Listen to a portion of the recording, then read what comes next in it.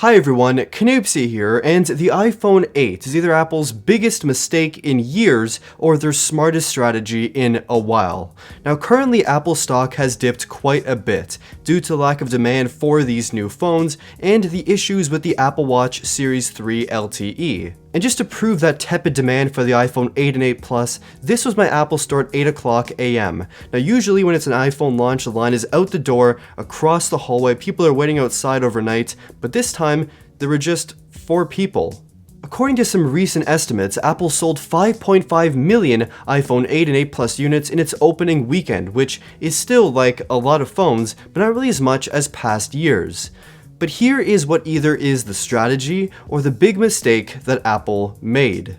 They started out by announcing 2 iPhones, the 8 and 8 Plus, at their recent event that aren't very different looking from last year, both in looks and in function. Then they also announced a futuristic new take on the iPhone called the iPhone X that makes the 8 series look old, prehistoric, and somewhat ancient. So everyone naturally just wants the iPhone X, but the issues are that it costs a lot and units will be very scarce when it's released at the beginning of November. And according to some sources, things are an absolute disaster. Supply chain stuff isn't figured out, they're making very few units daily, some parts aren't working, it just sounds insane. So this whole situation can go one of 2 ways. The first way is in Apple's favor, where people will just give up on the iPhone X and go for the iPhone 8 because it's available and it's cheaper, but chances are this probably won't happen. And this is the other scenario, which is likely going to happen in this case. People will say, it's too expensive, I'm not waiting till next year for this phone, and they're going to just stick with their current phones or look elsewhere.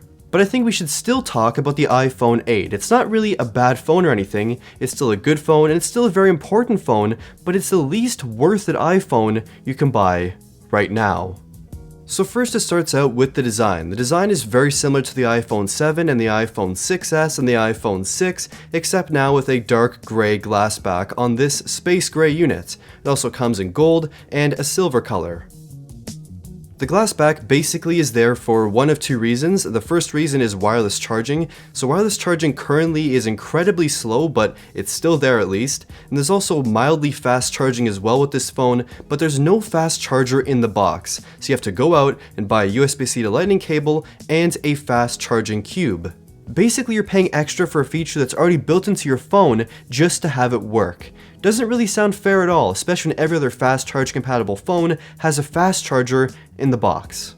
Okay, so moving away from that point, let's get back to the design on this phone. So the new glass back actually feels much better than the aluminum, it's grippier, and it feels incredibly solid in the hand. There's a bit more weight than last year too, and the phone feels very premium, just like usual.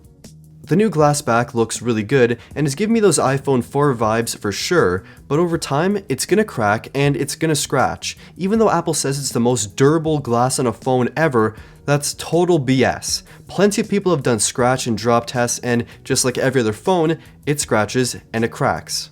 Okay, so I'm cool with the glass back. Yes, it smudges, it cracks, gets damaged very easily, gets scratched, but it had some benefits like wireless charging and a better look in my opinion. What I'm not a fan of though is the front. Check out those thick bezels. The phone looks almost prehistoric compared to other 2017 flagships and even the iPhone X.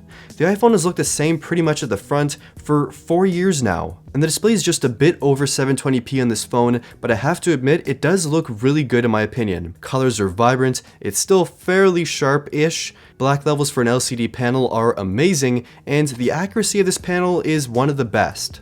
There's also True Tone that's finally made its way to the iPhone from the iPad of previous years, where basically, if you have this feature on, the color of the display basically adapts to the color of your room. So if your room is lit in a very warm manner, the display will appear a bit warmer. If your display is lit in a cooler overall tone, the display will look cooler. It's one of those things that you don't think you really need or really want, but in the end, it actually looks really cool and makes the display feel like it's adapting to your surroundings a lot better. Other details include a much louder stereo speaker system this year that basically blows away the competition in terms of overall loudness and overall quality. For such a small phone, it produces quite an amazing stereo sound, so I'm very impressed there. There's also still the very fast and very accurate fingerprint scanner on the front of the phone, as well as great tactile buttons, and yes, no headphone jack, but I've pretty much adapted. Performance is where things get super interesting. So inside you have 2 GB of RAM and the Apple A11 Bionic processor, which is a huge step forward, beating out really every other phone and some laptops in benchmarks. And of course, in daily use, this phone is an absolute beast with really no lag at all.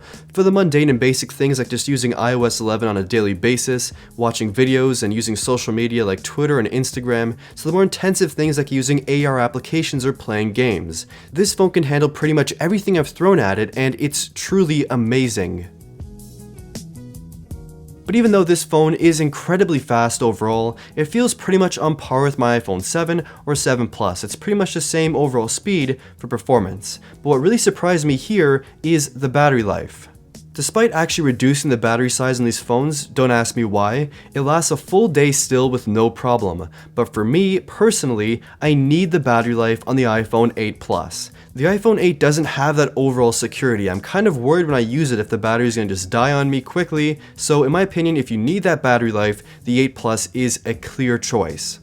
And the final thing I want to talk about is the camera experience. So the front 7-megapixel selfie camera takes some pretty good shots, especially with HDR on. And the main rear 12-megapixel camera takes some excellent shots as well. Photos turn out sharp, vibrant with great contrast, and highlights can be blown out a little bit, but most of the time photos look great.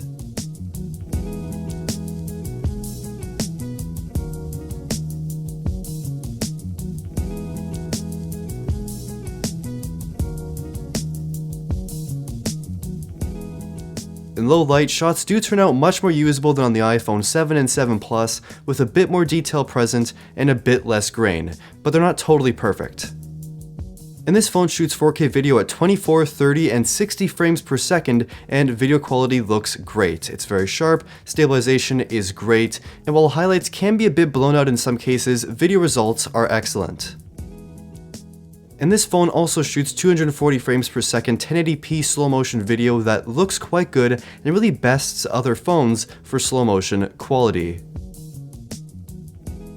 Okay, so in summary, the phone is really good, but it's just not that big of an upgrade. For many customers, there's really not enough here to justify a full-on upgrade, and many people are holding out for the iPhone X because it feels more like an upgrade. It is really the dream phone for many people, but will those people be willing to wait into spring of next year possibly for a phone? Probably not, but of course, only time will tell.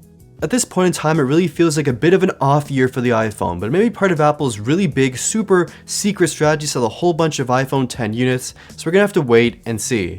But for now, I wanna hear your thoughts in the comments down below. What do you think of this whole crazy iPhone situation? I wanna hear your thoughts, start a little discussion in the comments. Like this video, subscribe, and thank you for watching.